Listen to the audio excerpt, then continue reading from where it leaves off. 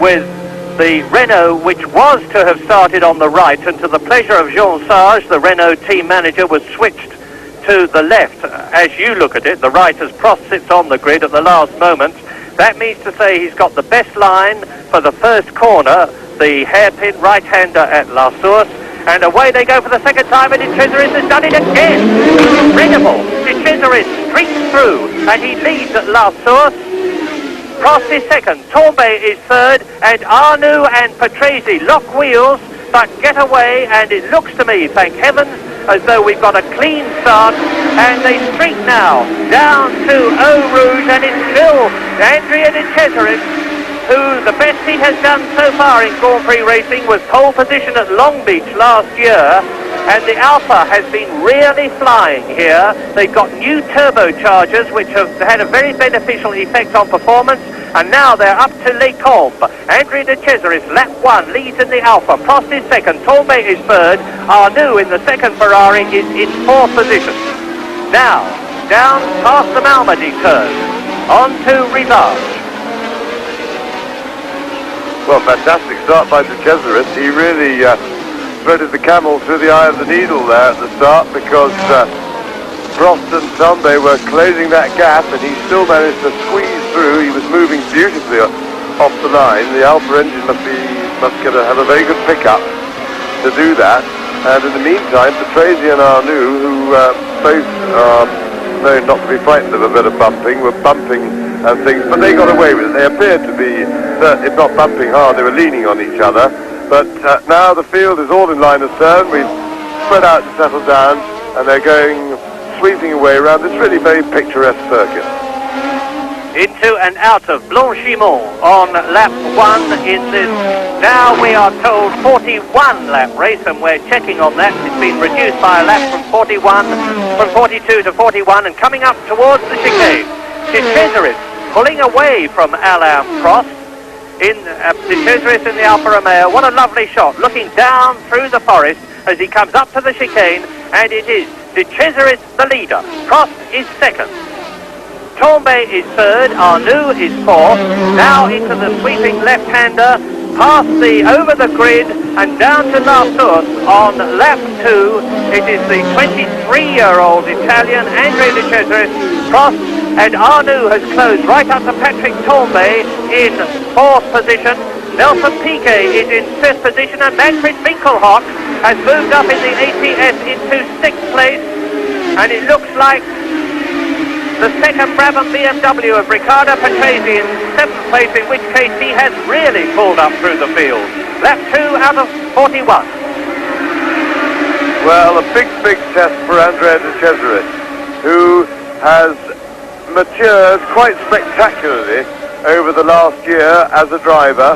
He's settled down and steadied down from his disastrous first season in Formula One racing, where he crashed more times than he raced, and literally, and with practice and everything else, and his career was very much written off by a lot of the serious commentators, team managers, people in the business. But Alfa Romeo put faith in him, and Marlborough, Italy, I have to say, put a lot of faith in him, and it all started at Long Beach last year, but he's never put it together yet all the way. Now he's driving under the maximum pressure, leading a Grand Prix with the on-form Prost-Renault combination behind him, and that is a Brabham stop, and I can't read the number on it, and I can't see a driver around, so I'm afraid I can't tell you whether that's Piquet or Patrese. It's Patrese according to the caption.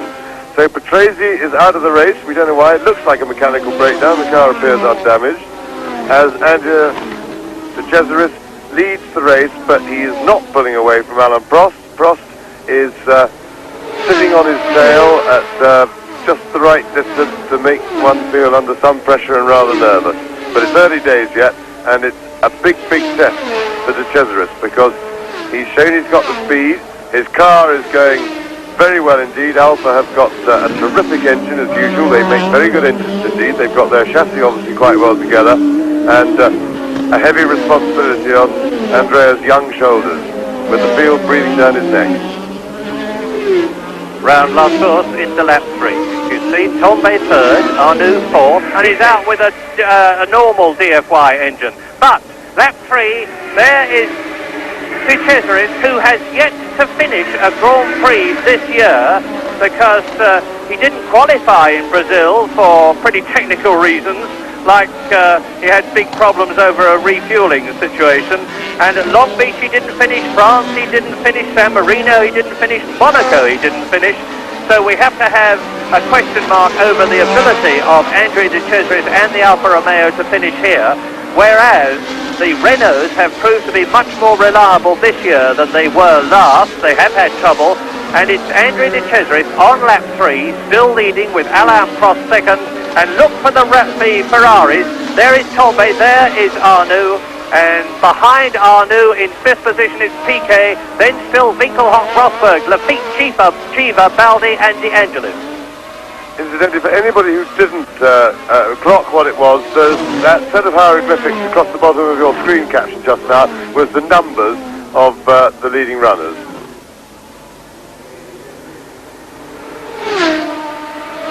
There is De Cesaris now, coming up to the end of lap 3, into the chicane.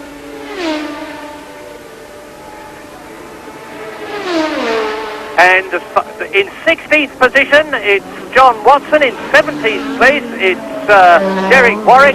And we have no sign at the present moment of Jacques Lafitte in the other Williams. So they are matching the turbos for pace at the moment, but there's a nice little bit of puff of smoke there from De Cesaris' car, but that's normal on the gear shift, just blowing a bit of oil out of his system as the engine relights. But the problem is, of course, for the two Williamses, that they also are liable to have the slow corners and get away. There goes De Cesaris, still holding on to his lead, but nobody's really making any move on anybody else at the moment. We've got 7 cars all running behind each other, but nobody really looks like passing, with the possible exception of Piquet, who looks a little bit better. The turbos in sight. And the interesting thing is that Keke Rosberg started this race on a much harder grade of tyre than most of the turbo cars, in fact than all the turbo cars in front of him. And that is going to be very significant, and we have to wonder whether Baldi in his Alfa Romeo, and there is the second Alfa Romeo on lap 5 in this 41-lap race. And another puff of smoke. It may well be that that's, as James says, just the change down. I know that some of the drivers like the mixture a bit richer, in which case that affects the exhaust. De Cesaris is driving an extremely mature race. We think now that he must have got all the impetuousness out of his system. Yeah, it's now looking, Murray, it's puffing quite consistently, and I would say that that's more than it should be puffing for an engine that's in good health, or rather one that's not leaking something. You see another puff there as he rounded that corner, and comes into the pit. Andrea De Cesaris, the leader, making his pit stop.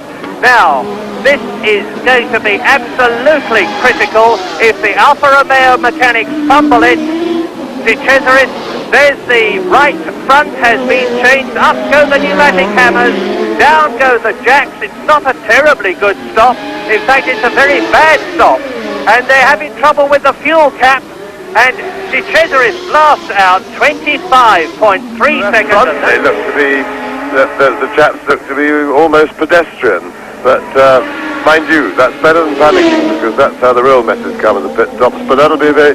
De Cesaris will be very disappointed, but that may well out of the slow corners and get away.